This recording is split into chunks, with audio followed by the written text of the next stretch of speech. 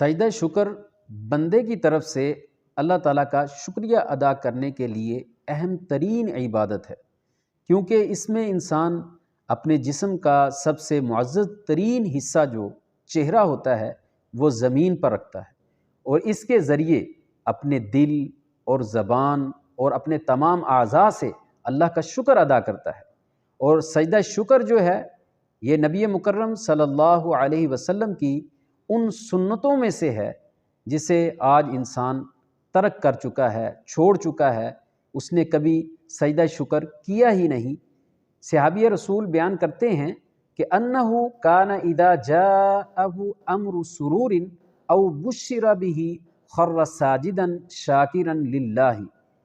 کہ نبی مکرم صلی اللہ علیہ وسلم کے پاس جب کوئی خوشی کی خبر آتی یا آپ صلی اللہ علیہ وسلم کو بشارت دی جاتی تو آپ صلی اللہ علیہ وسلم اللہ کا شکر کرتے ہوئے سجدہ کیا کرتے تھے۔ اس لیے ہم سب کو چاہیے مسلمان ہونے کی حیثیت سے جب ہمیں کوئی اللہ تعالیٰ نعمت عطا کریں یا پھر کوئی مصیبت جو ہے ہم سے ٹل جائے تو ان صورت میں ہم اللہ تعالیٰ کا شکر ادا کریں اور سجدہ کریں کہ یا اللہ تیرا شکر ہے تو نے مجھے یہ نعمت دی، یا اللہ تیرا شکر ہے تو نے مجھے اس مصیبت سے بچایا۔ تو ایک مسلمان ہونے کے ناطے ہمیں سجدہ شکر کرتے رہنا چاہیے، اس سنت کو ترک نہیں کرنا چاہیے۔